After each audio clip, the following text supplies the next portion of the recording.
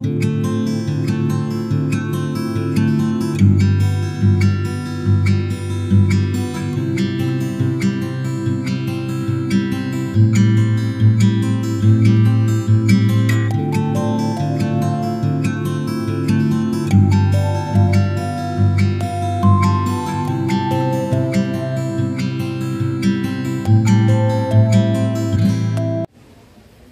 विश्वाला दुःखातून, भयातून, रोगातून मुक्त करणारे महामानव, महाकारुणिक तथागत भगवान गौतम बुद्ध,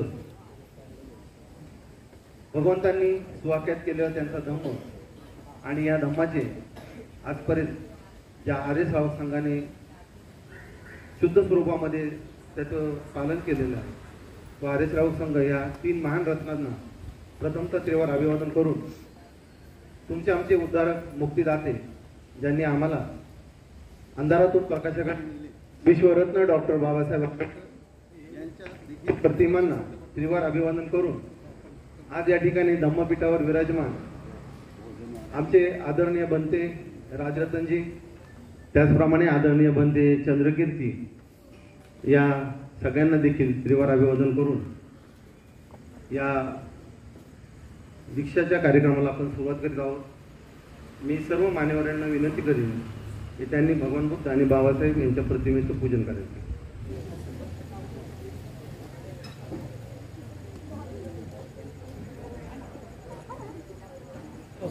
भगवान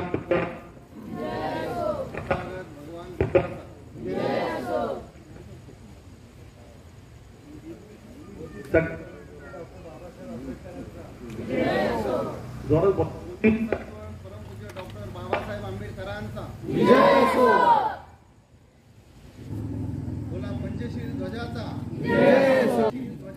पंचशील ध्वजाचा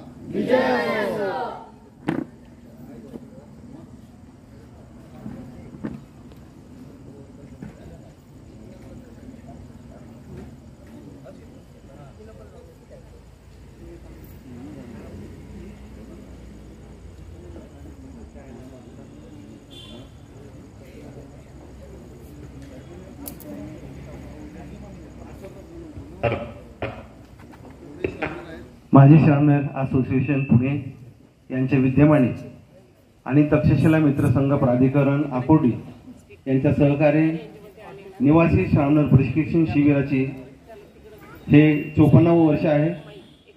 माजी श्रामणेर असोसिएशन गेले 54 वर्ष हे श्रामणेर शिबिर सातत्याने करत आलेले आहे. आज या ठिकाणी या सुंदर अशा कार्यक्रमाचं अध्यक्ष आता हा जो कार्यक्रम सुरू होत आहे हा अतिशय शांत चित्ताने आपल्याला सर्वांना तो पार पाडायचा आहे. प्रथम आपणा सर्वांसाठी 30 शरण पंचशीलाची मी अर्चना करणार आहे.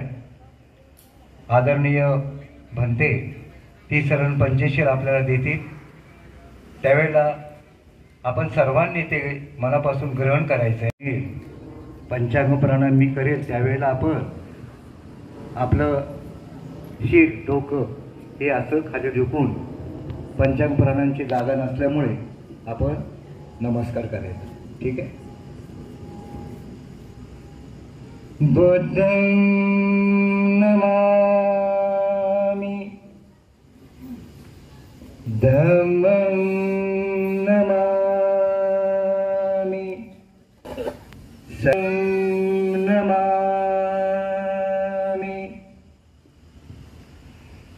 इमिनास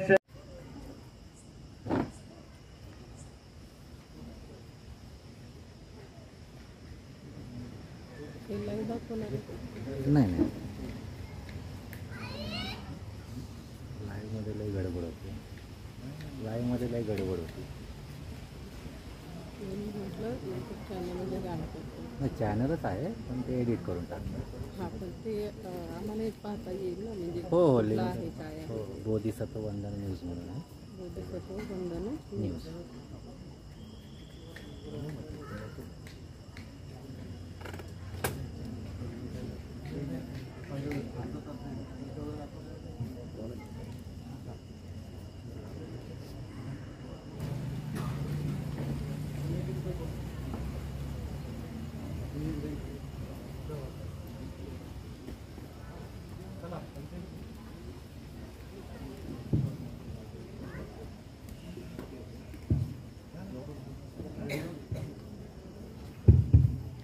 भालेराव सरांचा सत्कार करतील. भालेराव सरांचं वैशिष्ट्य म्हणजे माझी श्रामीण असोसिएशनसाठी ही व्यक्ती अहोरात्र झटत असते. लोणावळ्यामध्ये त्यांचं धार्मिक काम चाललेलं असतं. ज्या ज्या वेळेला शिबिर असेल त्या त्यावेळेला ते हिराणीने भाग घेतात. बुद्धं नमामि. नमस्कार. धम्मं नमामि. संघं नमामि. ओकास अहं भन्ते तिसरणेन सत्यं दशशीलं धम्मं याचामि. अनुग्रहं कृत्वा शीलं देथ मे भन्ते. ओकास अहं भन्ते तिसरणेन सत्यं दशशीलं धम्मं याचामि. अनुग्रहं कृत्वा शीलं देथ मे भन्ते. ओकास अहं भन्ते तिसरणेन सत्यं दशशीलं धम्मं याचामि. अनुग्रहं कृत्वा शीलं देथ मे भन्ते. यानंतर आपल्या शरीराचा जो वरचा भाग आहे त्याची आपल्याला स्मृती करायची आहे. तर आता तुम्ही सगळेजण दीक्षा घेऊन श्रामणेर झालेला आहात. ठीक आहे. सर्वांनी आता तुम्ही दीक्षा घेतलेली आहे. दशशील तीन रत्न यांना तुम्ही शरणगमन केलेलं आहे. तर यानंतर जी बुद्ध परंपरेची जी शिकवण आहे, सुरुवातीची जी ओळख, आपल्या शरीराची ओळख, धम्मं कायेन पश्यति. तर धम्म जे आहे, आपल्याला जे काही बोधी अनुभूती घ्यायची आहे ते कायेपासून सुरुवात करायची असते. तर या ठिकाणी मी म्हणेन, माझ्या पाठोपाठ तुम्हाला म्हणायचं. पहिल्यांदा जो एक शब्द आहे, केस आहे तर डोक्यावरले केस काढलेत ना, तर तुम्ही सगळ्यांनी त्याची स्मृती ठेवायची. म्हणा माझ्यानंतर. केसा लोमा नखा दंता तचो. काय काय झालं? केस, शरीरावरले लोम, शरीरातले केस काय म्हणतात? लोम. नख, 10 बोटाची नख. ठीक आहे. नखा. दंता, दात. किती दात आहे तुम्हाला? 32. ओके. आणि त्वचा, त्वक, शरीराची त्वक आहे ना, चमडी शरीरावरती. पुन्हा म्हणा. तचो दंता नखा लोमा केसा केसा लोमा नखा दंता तचो.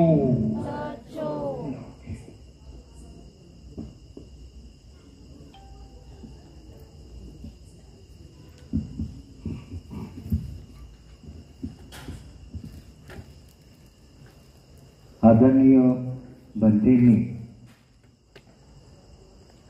दीक्षार्थींना चिवर धारण केल्यानंतर दीक्षा दिलेली आहे. आजपासून दशशिलांचं पालन करणारे शाक्यपुत्र आपल्या समोर आहेत आणि सातत्याने 15 दिवस ते या शिलांचं पालन करण्याचा आटोकाट प्रयास करतील. पालक देखील त्यांना वंदन करतील. आम्ही देखील त्यांना वंदन करू, कारण ते आता शाक्यपुत्र आहेत. त्यामुळे आजपासून, या क्षणापासून त्यांचं महत्त्व हे आपल्यापेक्षा कितीतरी पटीने जास्त आहे. माता पित्याने देखील या शाक्य पुत्राला स्पर्श न करणे हे लक्षात ठेवावं. माता पित्याने देखील त्यांना नमन करावं, कारण आपण शाक्य पुत्र हे आपल्या समोर आहेत याचं आपण सर्वांनी भान ठेवावं. आणि आज या सर्वांना माझा जय भीम. माझी श्रामनेर असोसिएशन पुणे आणि तक्षशिला मित्रसंघ आपला प्राधिकरण या दोघांच्या सहमांतरी आज या ठिकाणी ते श्रामनेर असोसिएशनचं जे आपलं शिबिर आयोजित केलेलं आहे त्या सर्वांना माझं या ठिकाणी मनापासून धन्यवाद. आजच्या कार्यक्रमाला आदरणीय पत्ते राजरत्न आणि आदरणीय पत्ते सेवा धम्मा, त्याचबरोबर आमच्या प्राधिकरणमधील ज्येष्ठ नागरिक श्री मुखियान सर, आपल्या ह्या शिबिराचे प्रमुख अध्यक्ष माननीय नाईक सर, तक्षशिला मित्रसंघाचे अध्यक्ष, सर्व पदाधिकारी आणि समोर बसलेले माझे बंधू भगिनींनो, खरं औष्टिक वेळ भयंकर झालेला आहे. मी काही भाषण करणारा माणूस नाहीये, पण मी तक्षशिला विहार हे माझं आणि मी तक्षशिला विहाराचा संपूर्ण एक काय म्हणतो आपण त्याला एक दैवत म्हणून मी प्रताप सोनवणे यांना मागेच बोललो. आता तुमचा शेअर झालेला आहे, अजून जे जी कामं असतील ती या ठिकाणी कशी होतील त्यासाठी मी प्रयत्नशील राहील आणि मी या ठिकाणी थांबतो. जय भीम, धन्यवाद. भगवान गौतम बुद्धांचा, श्री भगवान गौतम बुद्धांचा, डॉक्टर बाबासाहेब आंबेडकरांचा, भारतीय संस्कृतीचा धन्यवाद. मी प्रथमतः इथे उपस्थित असलेले बंधेजींना अभिवादन करतो, नमन करतो. त्याचबरोबर आज जे शाक्यपुत्र इथे आहेत त्यांनाही अभिवादन करतो, नमन करतो, कारण पुढील 15 दिवस ते भंतेच असणार आहेत. खरं तर ह्या वयात आपल्याला ही शिकवण मिळाली, एक आयुष्याची फार मोठी देणगी आहे असं आपण समजलं पाहिजे. कारण ह्या 15 दिवसात त्यांचं जीवन, पुढलं भावी जीवन हे बदलणार आहे आणि आपल्या सर्वांच्या शुभेच्छा त्यांच्या पाठीमागे निश्चितच असणार आहेत. मित्रांनो, ही आपली भारतीय संस्कृती जी आहे ती अहिंसेचा मार्ग समजते. आत्ता ज्या वेळेला आपण बसलो शांततेने, ज्या वेळेला आपल्यातही काहीतरी वेगळी ऊर्जा निर्माण होते, ह्या वातावरणात ज्या वेळेला आलो तर मी खरं तर 4-5 वर्षापासून दरवेळेला मला फक्त सोनवणे सरांचा फोन आला की मी इथे येतो, कारण आणि इथून जाताना एक वेगळी ऊर्जा घेऊन जातो. कारण ह्या वातावरणात ज्या वेळेला घरी जातो त्यावेळेला एक वेगळा आनंद मिळतो. खरं तर मला समजत नाही उपस्थिती का नसते, हा एक थोडा यक्ष प्रश्न आहे.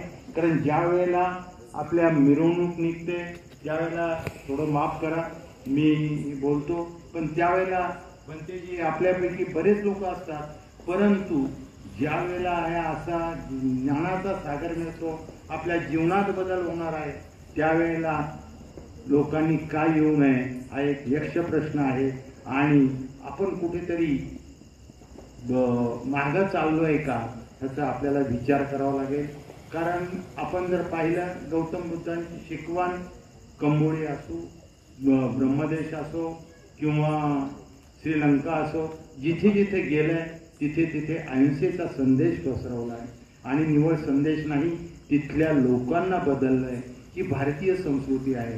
हिंदू असो, शीख असो, जैन असो किंवा बौद्ध असो, ही धर्म भारतीय संस्कृतीचा एक इतिहास, भारतीय संस्कृती दाखवली जाते. आणि आपण ज्यावेळेला भारतीय संस्कृतीबद्दल बोलतो त्यावेळेला हे धर्म कोणता धर्म कुठला आहे, कारण एकच पद्धतीने सर्वांचे मार्ग एकच असतो. दुसऱ्याला कोणाला त्रास होऊ नये, माझ्यामुळे दुसऱ्याला कोणाला त्रास होऊ नये ही शिकवण आपल्या भारतीय संस्कृतीने जगाला दिलेली आहे. आणि अशा वेळेला जगाकडनं आपल्यावर जर आक्रमण होत असेल तर ते आपल्याला थांबवलं पाहिजे. त्याच्याकरता आपण सर्वजण एकत्र येऊया. आणि परत एकदा मी भंतेजींना त्याचबरोबर शाक्यपुत्रांना अभिवादन करून मला इथे बोलण्याची संधी दिली. त्याचबरोबर भंतेजींच्या बरोबर आणि यांच्याबरोबर किमान आपण असं होऊ शकत नाही, पण त्यांच्याबरोबर बसण्याची मला जी आज संधी मिळाली त्याबद्दल मी ह्या तक्षशिला मंडळाचे आणि आपल्या सर्व कार्यकारिणीचे धन्यवाद मानतो आणि इथेच थांबतो. साधू काय द्यायचं? साधू साधू साधू. महाकारुणिक तथागत भगवान गौतम बुद्ध, विश्ववंदनीय विश्वरत्न बोधिसत्व डॉक्टर बाबासाहेब आंबेडकर यांना त्रिवार अभिवादन. तसेच इथे व्यासपीठावर म्हणजे आपल्या धम्मपीठावर बसलेले आपलं भंते राजरतनजी, त्यांच्यासोबत त्यांचा भंते संघ, तसंच जे आज शिवर घालून आपल्यातलेच काही म्हणजे उच्च विचारा ध्येय घेऊन आपल्याला इथं आलेले, जे आज शिवर घेऊन आज भिक्षू झाले, म्हणजे त्यांनी काहीतरी त्याग केलाय, जीवनाचा त्याग केलाय. आज 15 दिवस ते घर गृहस्थ जीवन सोडून आज ते इथं विहारात राहणार आहे. खरोखर त्यांचं खूप खूप खूप पुण्यकर्म आहे आणि हे जीवन त्यांना पुढच्या याच्यासाठी खूप प्रेरणादायी राहील. कारण की वेळ भरपूर झाला, बोलण्यासारखं भरपूर आहे. मी नाईक सरांनी त्यांना सांगितलं होतं की मी आज काय बोलत नाही, शेवटच्या दिवशी बोल, कारण वेळ झालेला आहे. मी एवढंच सांगतो की सगळ्या आपल्या धम्मसेवकांनी धम्म बांधवांनी दररोज इथं संध्याकाळी भंते राजरत्न यांचं प्रवचन राहील, त्या प्रवचनात आस्वाद घ्यायचा आहे आणि ते आपल्या ज्ञानाची शिदोरी हे करायची आहे. एवढंच बोलून मी माझे 2 शब्द बोल संपवतो. जय भीम, जय भारत. नमो तस्स भगवतो अरहतो सम्मा संबुद्धस्स. या कार्यक्रमासाठी विशेषतः मी पालकांना धन्यवाद देतो. ज्या पालकांनी आपल्या मुलांना धम्मसंस्कार मिळावे यासाठी 15 दिवसाचा अवधी त्यांच्या जीवनामध्ये दिलेला आहे. त्याबद्दल प्रथमतः मी सर्व पालकांचे धन्यवाद करतो आणि एक विश्वास त्यांच्यासमोर ठेवतो की गेले 54 वर्ष सातत्याने हे शिबिर आम्ही भरवतो आणि त्या माध्यमातून विद्यार्थ्यांना बुद्ध तत्वज्ञान देण्याचा प्रयास करतो आणि तो प्रयास करण्याकरता आपला सर्वांचं सहाय्य मिळतं. इथे गेली 5 वर्ष या संघाचं आम्हाला सहाय्य मिळत आहे. ते संघाचं सहाय्य घेऊनच आम्ही 15 दिवस आपल्या सर्वांच्या सहकार्याने हे शिबिर पार पाडणार आहोत एवढीच मी ग्वाही देतो. आणि विशेष म्हणजे आपले जे पाडले इथे आता शाक्य पुत्र म्हणून आहेत, त्यांच्यामध्ये 15 दिवसानंतर निश्चितच बदल घडेल एवढी मी आपल्याला शाश्वती देतो आणि माझे शब्द थांबवतो. जय भीम, जय बुद्ध, जय भारत. साहेब आंबेडकर यांच्या आदर्श विचारांना प्रतिमांना प्रणाम करू आज या विशेष कार्यक्रमाला उपस्थित बंदे तेवा धम्मो,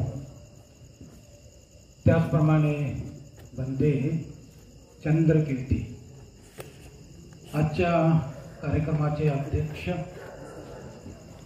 त्याचप्रमाणे माजी सामनेर आशिष्य आणि तक्षशिला बुद्ध विहाराचे सर्व पदाधिकारी, महिला मंडळ, उपस्थित सर्व उपासक उपासिका.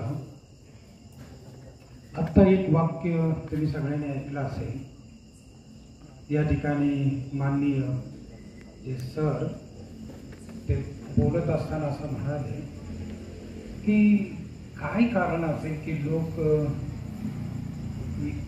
या कार्यक्रमाला विशेष येत नाही, परंतु मिरवणुका वगैरे जे असतात त्याच्यामध्ये मात्र मोठ्या प्रमाणात प्रचंड गर्दी दिसते. त्याच्या पाठीमागचं एक कारण मी तुम्हाला सांगतो. काय कारण असेल? त्याचं एकच कारण आहे की जोपर्यंत बुद्धांचं तत्वज्ञान, बुद्धांचा मार्ग, धम्म जो आहे तो समजत नाही, त्याचं कल्चर, त्याची संस्कृती तोपर्यंत निर्माण होत असते. आता जी काही संस्कृती तयार झालेली आहे ती असं म्हणेल की ती बौद्ध संस्कृती नाही, ते अन्य लोकांचं अनुकरण आहे. मग ते सिनेमाचे गाणे असेल, डान्स असतील, त्याचे कार्यक्रम असतील, लावण्या असतील, हे कुठल्याही बौद्ध संस्कृतीमध्ये नाहीच होत, अगदी जमतही नाही, त्याच्याशी काही संबंध नाही. म्हणून जर बाबासाहेब आंबेडकरांचे थॉट्स आणि बुद्धांचे थॉट्स या आधारे संस्कृती निर्माण झाली का नाही तुम्ही बघायला पाहिजे. कारण बाबासाहेबांचे विचार, विचाराच्या आधारावर संस्कृती निर्माण होते. बुद्धांचे विचार, विचाराच्या आधारावर संस्कृती निर्माण होते. परंतु या महाराष्ट्रामध्ये ते स्वरूप दिसत नाही. त्याचं कारणच आहे की बऱ्याच लोकांना बाबासाहेबांविषयी श्रद्धा आहे, पण त्याला श्रद्धा म्हणता येणार, ती अंधश्रद्धा आहे. बुद्धांविषयी त्यांच्या मनामध्ये काय भाव असेल, भाव म्हणावे, श्रद्धा नाही म्हणावे. त्याचं कारण आहे, कारण भगवान बुद्धांच्या धम्माच्या बाबतीमध्ये लग्न लावणं, गृहप्रवेश करणं एवढा कार्यक्रम सोडला तर त्यांचं कल्चर हे नसतं. त्यांचं सगळं दुसरं कल्चर असतं. आणि म्हणून या ठिकाणी खूप काम करण्यासारखं, खूप काम करायला पाहिजे. याची जी गोडी येत नाही, कारण ती गोडी जिभेची नाही ना, ती गोडी चित्ताची आहे, ती गोडी मनाची आहे. ते जे मनातच नसेल तर मन इकडे आकृष्ट कसं होणार? आणि बऱ्याच वेळेला असं होतं, प्रवचन सुरू झालं की लोकांना घर आठवतं, पाय हलायला लागतात, आळस यायला लागतो, जांभा यायला लागतात, आणि आता आपल्याला गेलं पाहिजे कारण घरचे लोक त्याच वेळेला वाट बघतात.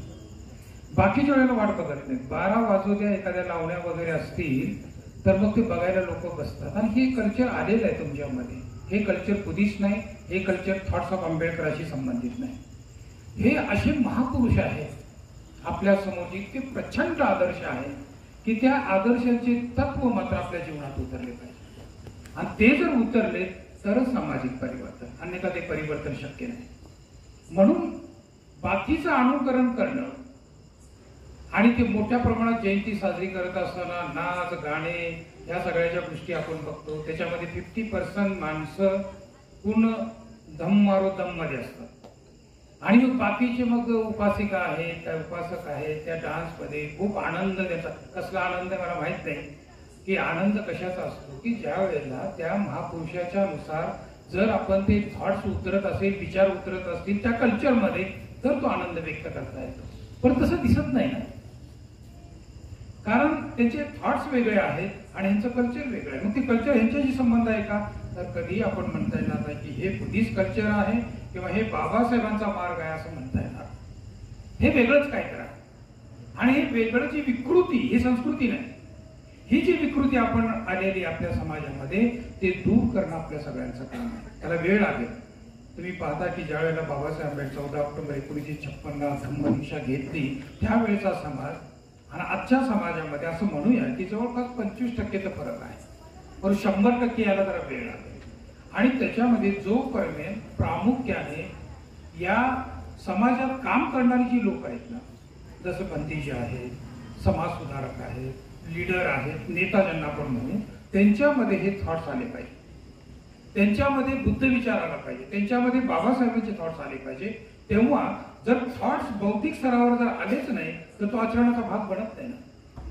आणि म्हणून आता तुम्हाला एक गोष्ट असेल की या कार्यक्रमाला लोक जास्त येत नाही, प्रवचनाला कमी, लावण्याला जास्त, डान्सला जास्त, या सगळ्या गोष्टी गोंधळ घालायला जास्त. मग हे काय कारण काय असेल? तर एवढंच आहे की त्यांच्या बौद्धिक स्तरावर हे जोपर्यंत तत्वज्ञान जाणार नाही, जोपर्यंत त्याचा आचरणाचा भाग बनत नाही. ते बाकीचं सहज गेलेलं आहे, सहज प्रवृत्ती आहे ती माणसाची. जी काही आनंद घेण्याची जी प्रवृत्ती आहे ती त्याच्यात निगडीत आहे. मग त्याच्यामध्ये चांगलं, कुशल, अकुशल हा भाग त्याच्यामध्ये नसतो. माणसाला आनंद मिळेल त्याच्यामध्ये जातं. एन्जॉय झाला पाहिजे, आनंद मिळाला पाहिजे, लोक आले पाहिजे, अशा पद्धतीचं पद्धत. याच्यामध्ये मी असं म्हणेन की प्रामुख्याने लीडर लोक दोषी आहेत. कारण मी खूप लहानपणापासून या सगळ्यांचं निरीक्षण करतो. जेव्हा जयंती असेल तर हे जे लीडर असतात, नेता असतात, त्यांना एक नशा असते, माणसाची नशा असते. माणसं आली तरच त्यांना एक असं वाटतं की काहीतरी स्फूर्ती आहे. जसं एखादा दारू पेलेला माणूस नशेत असतो तसं लीडर सुद्धा असतात. त्यांना गाडीमध्ये उतरताना बघा 3-4 ठिकाणी डोलतच येतो. त्याला नशा असते, त्याची गुर्मी असते त्याच्याकडे की मी कोणी तर आहे आणि मला लोक सत्कार करतायत, सन्मान करायचा. हे प्रकारची खूप मोठी मानसिक नशा तयार होते. आणि मग अशा प्रकारचे जे नेते आहेत लोक जमा करण्यासाठी मग त्यांचे कार्यक्रम वेगळे असतात. महापुरुषांचे कार्यक्रम, मग महापुरुषांचे कार्यक्रम काय आहेत? फक्त हार घाला, मेणबत्ती लावा, अगरबत्ती लावा. जे बौद्ध कल्चर आहे तेच कल्चर इथं ते करत असतात, ज्याच्यात बुद्धांशी बाबासाहेबांची काही संबंध नाही. म्हणून बाबासाहेबांचा जय जयकार करण्यापेक्षा, बाबासाहेब स्पष्ट आपल्या भाषणात म्हणलेलं आहे, माझा जय जयकार करण्यापेक्षा मी सांगितलेली कामं करणं सगळ्यात महत्वाचे. बाबासाहेबांना हार तुर फोटो याच्यामध्ये बाबासाहेब नाहीत, बुद्धही या मूर्ती वगैरे फोटोमध्ये नाहीत, त्यांच्या विचारामध्ये. आणि जोपर्यंत विचार अंमलात येणार नाहीत ना तोपर्यंत आपण म्हणताच येणार नाही की आपलं कल्चर तयार आहे. संस्कृती आहे आपली. तुम्ही थायलंडमध्ये जा, तुम्ही श्रीलंकेमध्ये जा, तिबेटियन लोकांना पहा. त्यात भारतामध्ये खूप मोठ्या प्रमाणात 1969-59 ते लोक येतात.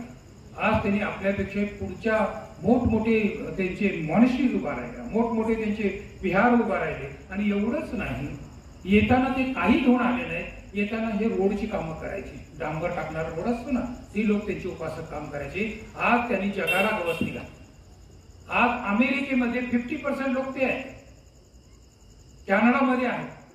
अशा वेगवेगळ्या चांगल्या चांगल्या प्रदेशामध्ये ते लोक वास्तव्य करतात, कारण त्यांनी बुद्धांचे विचार आणि बाबासाहेबांचे विचार अंमलात आणले. जर तुम्हाला बुद्धांचे विचार आणि बाबासाहेबांचे विचार अंमलात आणायचे असेल तर तुमचं डोकं वैज्ञानिकच असलं पाहिजे. तुमचं शिक्षण विज्ञानातच झालं पाहिजे. तुमचं शिक्षण आधुनिक जेवढे शास्त्रज्ञ होऊन गेले त्यांचे रिसर्च पेपर तुम्हाला माहीत असले पाहिजे. विज्ञानाची सांगड घालणं खूप आवश्यक आहे. अल्बर्टाईन आपल्या भाषणात म्हणतात त्यांचा समाज दलित होता, यहुदी लोकांमध्ये बोलतो. त्यांना देश पण नव्हता. ते इतके त्यांचा छळ किंवा बाकीचे लोक करत असत की ते जर्मनमध्ये किंवा अन्य देशामध्ये, भारतामध्ये पण ते लोक आहेत, लाल देऊळ वगैरे ते यहुदी लोकांचं. यहुदी लोक दलित लोक होते, गरीब लोक होते, त्यांच्यामध्ये कुठल्याही प्रकारची जागृती नव्हती. पण नंतर त्यांनी एवढी जागृती केली.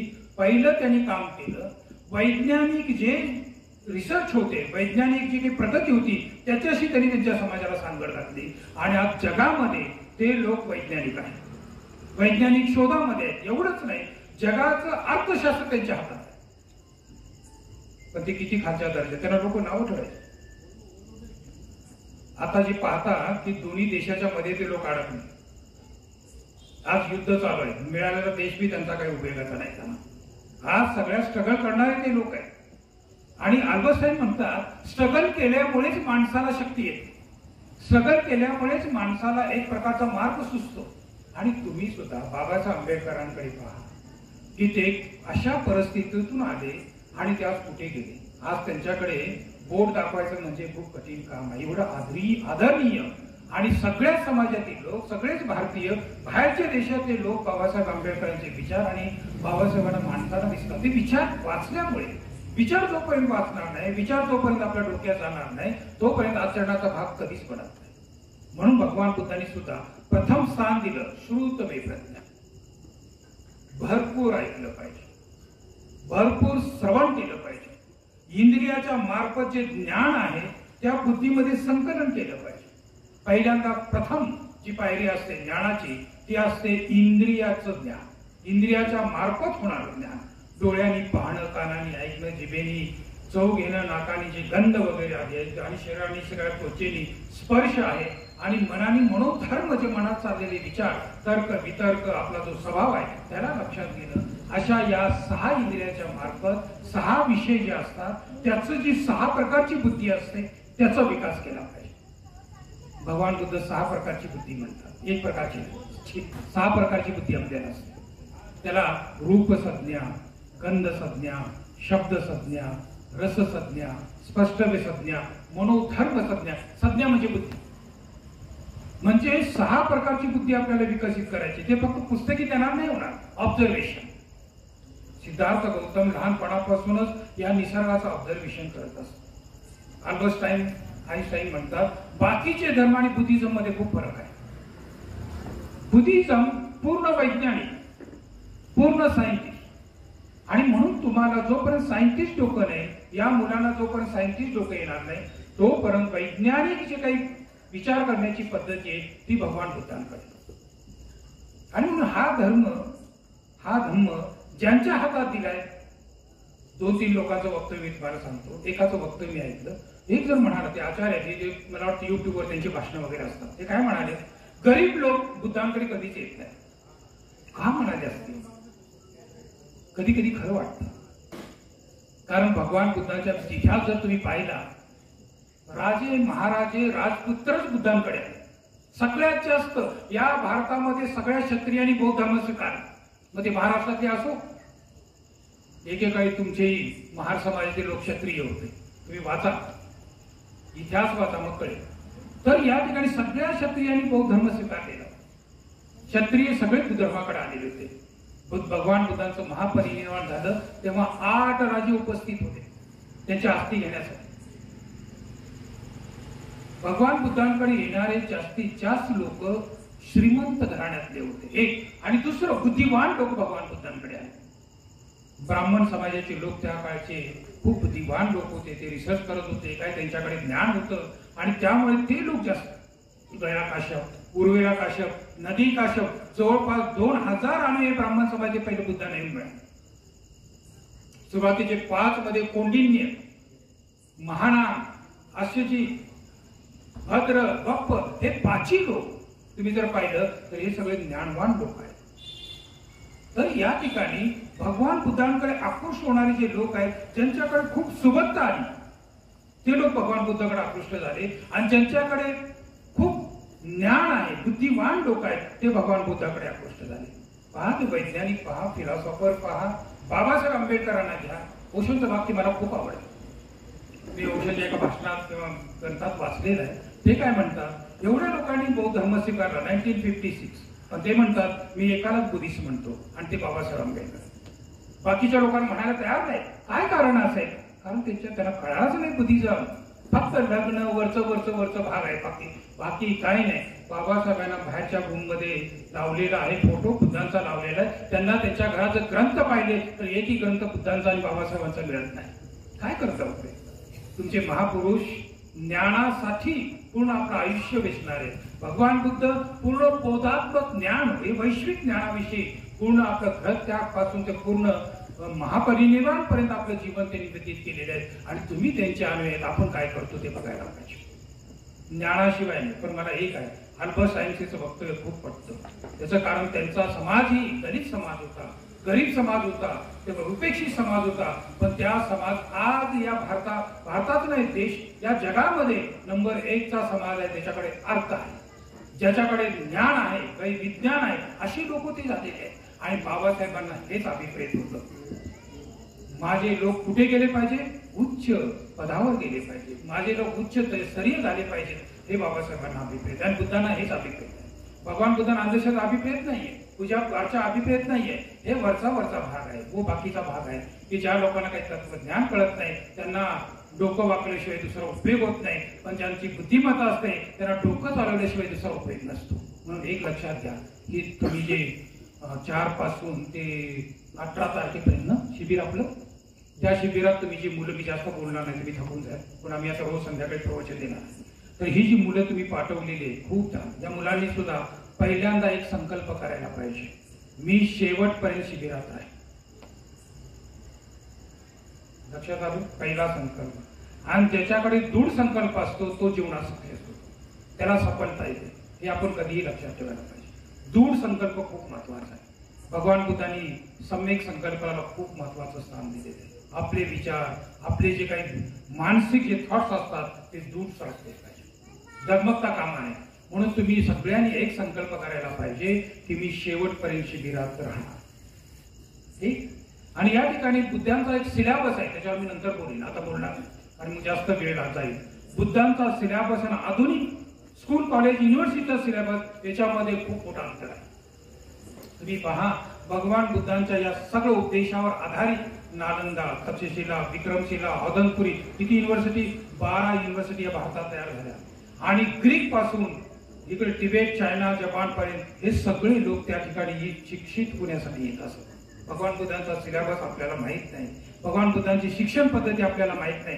ती जर शिक्षण पद्धती दिली तर तुमची मुलं बुद्धिवान नव्हे प्रज्ञावान होती, यथार्थ ज्ञानापर्यंत ते लोक जातील. आणि म्हणून मी उद्या बाकीचं बोलत राहीन, आज काही जास्त बोलणार नाही. फक्त एवढंच म्हणेन, तुम्ही ज्या मुलांना इथं पाठवलेलं आहे त्यांना या 15 दिवसात 10 दिवसात लागणारी सामग्री तुमच्यापासून आली पाहिजे. दान, भोजन दान, नाश्ता 2 टाइमचा हे तुम्ही दिलं पाहिजे. कारण हे काही कमिटी जी आहे, जरी यांनी 1971-72 पासून त्यांची कामं सुरू असली तर हे काय सगळं घरातून देणार नाहीत. त्यांनी त्यांचा वेळ देतील, मेहनत देतील, थोडंफार द्रव्यदान देतील, पण सगळ्यांनी मिळून हे कार्य सांभाळायचं असतं. शिबिर सांभाळण्याचा एक सगळ्यात महत्वाचा भाग आहे. तर तुम्हाला हे सगळं सांभाळायचं कधी विसरता कामा नाही. तुम्हाला दान द्यायचं आहे, भोजन दान तुम्हाला द्यायचं आहे, द्रव्यदान तुम्हाला द्यायचं आहे, कार्य तुम्हाला लागणारा जे काही खर्च आहे तो तुम्हाला द्यायचा आहे. म्हणून एक पहिल्यांदा दान वृत्ती. भगवान बुद्ध जेव्हा प्रवचन द्यायचे ना, पहिल्या प्रवचनाचा त्यांचा भाग असेल दान, मग शील. दानावर शीलावर प्रवचन देऊन मग ते गंभीर प्रवचनाकडे, सूक्ष्म प्रवचनाकडे, तत्वज्ञानाकडे ते वळत असत. म्हणून आपण एक पहिला की सामाजिक जे आपलं कर्तव्य आहे, दानाचा भाग खूप महत्वाचा आहे. बाबासाहेबांनी तर म्हटलेलं आहे, धम्म कार्यासाठी आपल्या उत्पन्नातील 20वा भाग दान. आज तागायत कोणी दान देत नाही, 20वा भाग दान देत नाही. सकाळी एक व्यक्तीशी माझं बोलणं झालं, त्याचं नाव नाही घेत, तर त्या व्यक्तीने भंतेजीला घेऊन गेले, कार्यक्रम केला आणि आणून सोडलं. तर मी त्यांना फोन केला, तुम्ही दान द्यायला पाहिजे ना, कारण माझ्याकडे जवळपास 13 भंतेजी आहेत आणि सगळे 13 भंतेजी स्कूल, कॉलेज, युनिव्हर्सिटीमध्ये शिक्षण घेत आहेत आणि सगळे इंग्लिश मीडियम मध्ये आहेत आणि सगळे वैज्ञानिक शिक्षण घेत आहेत. मग यांना सगळ्यांनी ओपन मध्ये ऍडमिशन आहे, कॅटेगरीमध्ये नाही, त्याला कुठली फी माफ नाही. तर आम्ही ज्या आलेल्या दानातून हे सगळं चालवतो. मग त्यांना म्हणलं तुम्ही दान दिलं ना, तर देतो म्हणला. 1 महिना गेला, पुन्हा मी त्याला फोन केला, तरी तो म्हणला मी येतो, आज येतो, आला. अशा प्रकारची उपासक आहेत, त्यांना दानाचं महत्वही कळत नाही. त्यांना वाटतं की दान दिलं म्हणजे आपण खूप मोठा उपकार केला. त्यांनी मला एक तत्व समजावून सांगितलं, आमची इच्छा असेल तर आम्ही देऊ, एवढं त्याला माहित आहे. परंतु भगवान बुद्ध कंपल्सरी दानाचा भाग ठेवतात, त्याला माहित नाही की भिक्खूंना दान द्यायचं असतं, भिक्खूंना भोजन दान, वस्त्रदान, हे सगळ्या गोष्टी द्यायच्या असतात. भगवान बुद्धांकडे त्याच उपासकाकडे गेले. त्यांनी पहिल्यांदा भगवान बुद्धांना येऊन विनंती केली आणि म्हटलं की आज आमच्याकडे भोजन दानासाठी या. तेव्हा भगवान बुद्ध गेले ना. असंच कुठं टाइमपास करायला थोडी गेलेले. की आपल्या जीवनामध्ये जे काही आपण करत असतो त्याच्यामध्ये जे काही सपोर्टिंग उपासक उपासिकांनी करायचं असतं. म्हणून या ठिकाणी तुम्हाला हे सगळं शिबिर 18 तारखेपर्यंत सांभाळायचं आहे. तुम्हाला सगळ्यांना मदत करायची आणि संध्याकाळच्या जे प्रवचनासाठी ना वेळ काढून या, आलं पाहिजे, प्रवचन ऐकलं पाहिजे. हे जसं या ठिकाणी सर म्हणाले, मला त्यांचं वाक्य खूप आवडलं. सुरुवातीला खूप मोठा फटका त्यांनी प्रवचनातून दिला आणि तो फटका मलाही आवडला, कारण मी पण याच्यावर खूप चिंतन आणि मनन करतो. त्याचं एकच कारण आहे, हे सगळं जे जयंतीचं कल्चर, बुद्ध जयंतीचं कल्चर, बुद्ध जयंतीला लोक येत नाही. तुम्ही का मिरवणूक काढा, नाही कमी असणार. आंबेडकर जयंतीला भरपूर येतात, औसे गौसे नवसे अशा प्रकारची भरपूर यात्रा भरते ना, तशी यात्रा असते. परंतु ते असं म्हणता येईल ते आपलं कल्चर नाही, ते बाबासाहेबांचे थॉट्स नाही, ते बुद्धांचे थॉट्स नाही. जोपर्यंत या भौतिक स्तरावर थॉट्स येणार नाही तोपर्यंत कल्चर कधीच बनणार नाही, ही विकृती कधीच जाणार नाही. आपल्याला प्रयास करावा. एवढं बोलून या ठिकाणी थांबतो. तुम्ही शांतपणे ऐकला. धन्यवाद. थँक्यू.